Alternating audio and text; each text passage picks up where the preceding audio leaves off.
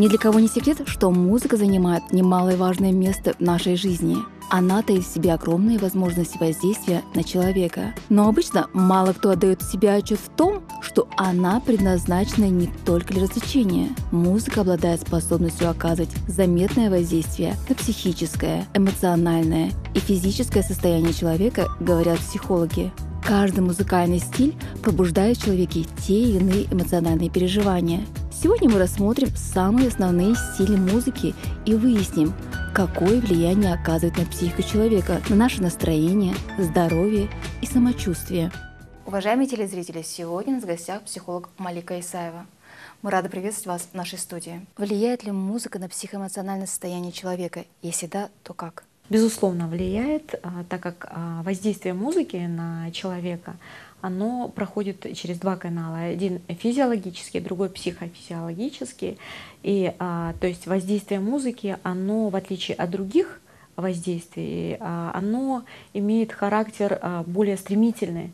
То есть музыка, то есть любой шумовой какой-то эффект, он проходит ту стадию обработки мозгом более быстро, и поэтому воздействие музыки оно более стремительное, нежели время, которое мы уделяем на обработку информации вербален, то есть на языка и других каких-то средств восприятия. То есть время обработки музыкального сигнала оно гораздо стремительнее. И, соответственно, и эмоции, и ощущения, которые возникают вследствие воздействия музыкальных сигналов, они носят характер большей степени основаны на ощущениях, нежели на осознании. И поэтому вот всегда считалось, что музыка — это наиболее мощный фактор, который влияет на восприятие человеком окружающей действительности, на восприятие и осознание каких-либо, будем говорить, каких-то факторов окружающей среды. Мы всегда должны прежде всего акцентировать внимание на том, какую мы музыку слушаем, сколько мы ее слушаем, какова громкость, каковы твои там музыкальные пристрастия. И, естественно, предполагается там наличие когнитивных способностей самого человека, когда бы он определял, что вот музыка до этой степени, до определенного момента это является благотворным фактором для него, и где-то грань, за которой этот благотворный фактор становится разрушающим его психику, его эмоции, его взаимодействие с окружающим миром. Очень важно прививать детям интерес и любовь к музыке. Ребенок открывает для себя красоту музыки. Изучая ее, он раскрывает себя, свои творческие способности. Под елочкой, хорошо, мы будем хоровод. Основная цель нашей работы — это помочь ребенку с нарушением развития, адаптируя его к жизни в обществе, говорит музыкальный руководитель. Диагноз маленький пятимат — двусторонняя сенсоневральная тугоухость, то есть потеря слуха. Основным симптомом является снижение слуха, но возможны и другие симптомы. Сначала ей было очень трудно, но сегодня девочка уже делает успехи. До. А теперь ля. Молодец, Петя. Соль, до. Громче. Дальше. Соль, до. Для детей с раннего возраста очень важно разучивать музыку, различать разные ноты. Мало того, им это очень сильно нравится. Вот у меня сейчас на занятии была девочка с нарушением слуха. Она не то что слышит уже эти ноты, она пытается различать их звучание, даже длительности, так как она развивает слух, мышление. Это те свойства, которые нужно развивать с самого детства. Мы проводим как групповые, так и индивидуальные занятия. Вот могу сказать про эту девочку, про пятимат нашу, что она даже вот за время нашего занятия, вот за эти 15-20 минут, уже выучила один куплетик этой песни. Могу сказать, что это для нас огромный успех. Вы знаете, как музыкальный руководитель, я бы хотела отметить, что возраст не имеет значения. Вот чем раньше вы начнете с ребенком заниматься, то есть начиная от самых начальных колыбельных песенок мамы, и, конечно, уже переходя на игру на инструменте.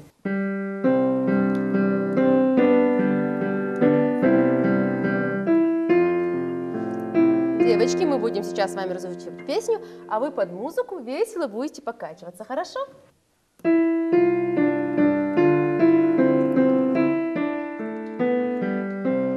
Под елочкой мы водим хоровод громче. Пришел к нам праздник радостный, веселый Новый год. Музыка на здоровье человека может влиять абсолютно по-разному, как в положительную сторону, так и в негативную сторону. Но непосредственное воздействие музыки на организм человека, на его состояние здоровья, психики вообще, было доказано еще с древние времена самим Пифагором, да, самым известным врачом Древней Греции. Мы знаем, что наши клетки живые организма, они вырабатывают определенные волны, определенной частоты. Также музыка является также волнами, да? И когда эти волны входят в резонанс, волны музыки с волнами клетки входят в резонанс, и получается вот это взаимодействие, своего рода такой энергетический обмен, энергетический массаж нашей каждой клеточки.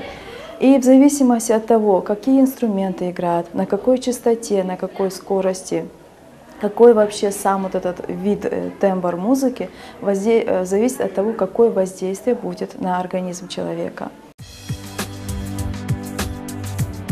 Осваивая навыки игры на музыкальных инструментах, у детей развивается не только чувство ритма, но и мелкая моторика, что влияет на умственные способности ребенка. Музыка активизирует у малышей все виды восприятий – слуховое, зрительное и чувственное. Существует мнение, что ребенок воспринимает музыку, еще находясь в утробе матери. Поэтому будущим мамам полезно слушать красивую музыку. В последнее время ученые, врачи и психологи очень часто заводят разговор о положительном влиянии музыки на детей. Но так ли это на самом деле? Как влияет музыка на развитие ребенка? Безусловно, мы понимаем, мы все помним эти колыбельные песни, которые, в общем-то, будем говорить, с момента нашего рождения поют нам наши мамы, которые исполняли наши бабушки. Вот эта музыка, она, естественно, очень гармонизирует и положительно влияет на наш нейронный обмен.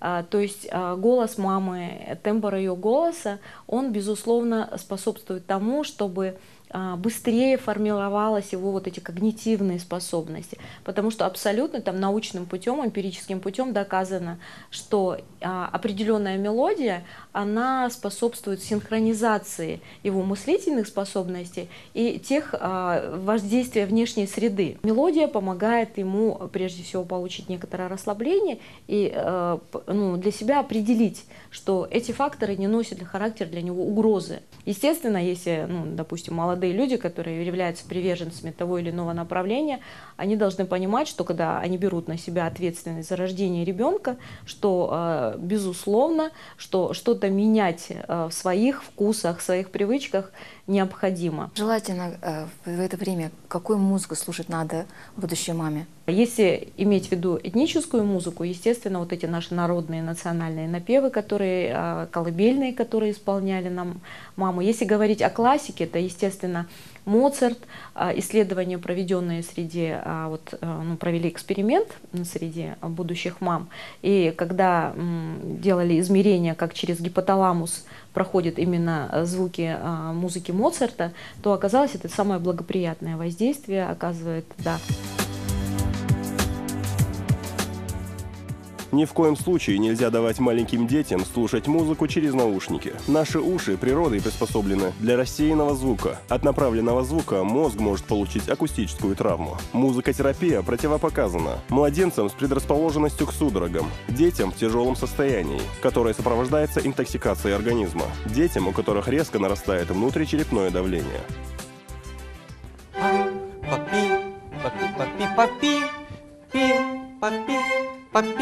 Папи. Передерживайте эти паузы и немножко утяжеляйте этот темп все время. Ну-ка, еще раз. Легче. Вперед.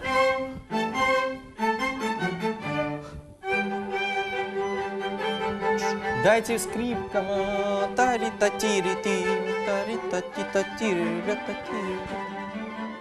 Спасибо.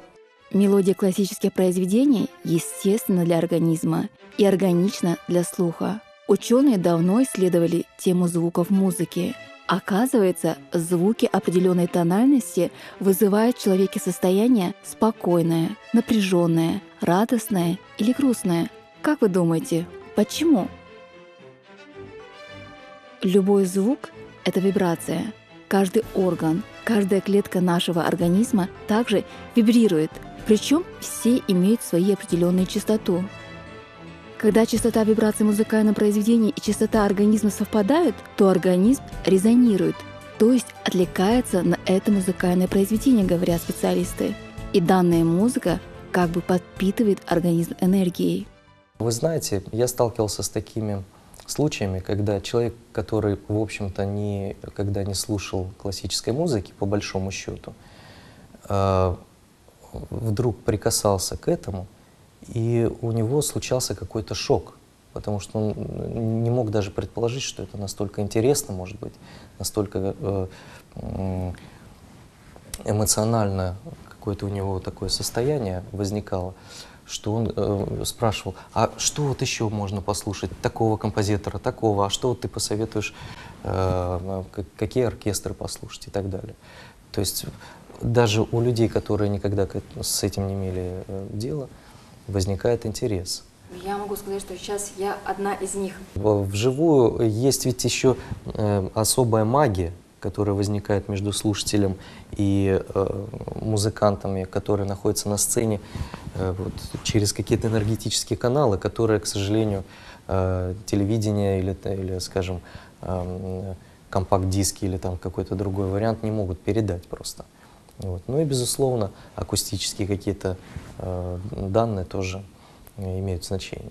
Когда находишься в зале, когда музыка звучит, она обволакивает, в хорошем зале с хорошей акустикой, это потрясающее впечатление. Я всех приглашаю на наши концерты для того, чтобы в полной мере ощутить эти потрясающие эмоции.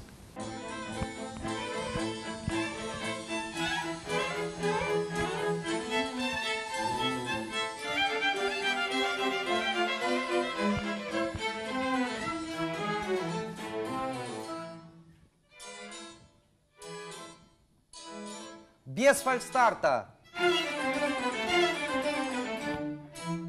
Спасибо. В состав вот комплексной терапии немалый процент, немалую роль музыка играет. Ведь доказано, что определенная музыка, чаще всего классическая, да, воздействие вот, струнных инструментов, то есть это там гитара, скрипка, виолончель и так далее, воздействует непосредственно на работу сердечно-сосудистой системы.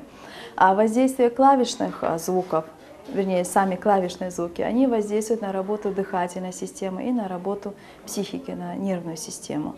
То есть большая часть используется как психотерапия в лечении и в борьбе со стрессами, да, с душевными недугами, определенными депрессивными состояниями, апатиями и так далее. Но параллельно можно лечить также и бронхолегочные заболевания. С помощью музыки можно снизить артериальное давление, можно его повысить. Можно уменьшить частоту сердцебиения, можно повысить частоту сердцебиения и так далее. Можно вялого, апатичного человека немного взбодрить, да, и напротив можно успокоить какого-то возбужденного человека. Непосредственно сама музыка, как вот чисто с медицинской точки зрения, нужно знать, что длительное воздействие музыки, это, конечно же, утомляет мозг, какая бы она целебная, какая бы она полезная ни была. Нужно слушать ее на определенной допустимой громкости, да, сверхгромкие музыки, тем более ударные звуки, они повреждают слух, способствуют развитию агрессии, способствуют развитию даже вот таких агрессивно-депрессивных состояний.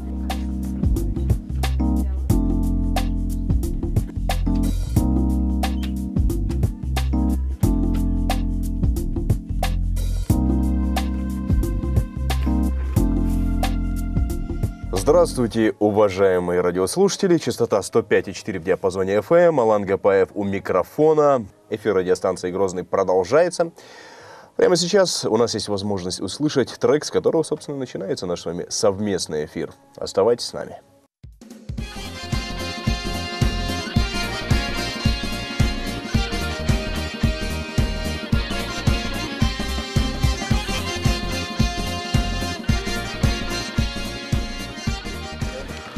Алло, радиостанция «Грозный». Да, кому сегодня приветы? Кого поздравляем? Хорошо, через минуту выйдем в эфир. В последние годы слушатели больше предпочитают национальную музыку. Причем надо сказать, что чеченская музыка, она уже приобретает такой интернациональный характер. Алан Гапаев работает на грузинском радио больше 10 лет. Радио — это, пожалуй, одно из самых загадочных средств массовой информации, которое своей таинственностью и притянуло к себе нашего героя. Причиной этого интереса стала музыка, которую он всегда любил. Вы какую больше музыку предпочитаете слушать? Сколько настроений, столько и направлений. Хотя начинал в свое время слушать, допустим, взять тот же конец 80-х, начало 90-х, тогда я слушал группу Genesis, группу Queen, потом группу Aerosmith, Guns N' Roses. Работая в утреннем эфире, например, да, с утра, конечно же, позитив. Нужно оставить хорошее настроение на весь день, потому что, как правило, слушатель, вот то, что он принял с утра, какую музыку, эта музыка вот как навяжется на язык, и он весь день напевает вот эту мелодию, либо какие-то слова, да, ну и какую-нибудь веселую, задорную, там, я не знаю, вот много у нас там таких лезгинистых, да, лезгинок веселых там и так далее. Либо такое что-то, либо, ну, как минимум ритмичное, то, что вызывает улыбку, хорошее настроение. В обеденное время позитив с бодрячком, но можно подбавить что-то такое уже более минорное, но не слишком. В послеобеденное время идет плавный спад. Вечером еще один небольшой подъем, потому что как бы вечером, ну, ориентировочно с 5 до 8 вечера у человека такое бывает, такая активность, что ли. Вот. И после этого снова спад начинается, после 8 дальше. Выбор музыки может немало сказать о внутреннем мире человека, его душевном состоянии. У каждого из нас есть любимые мелодии. Кто-то предпочитает слушать симфоническую музыку. Для кого-то лучший фон повседневной рутины — незатейливые поп-композиции.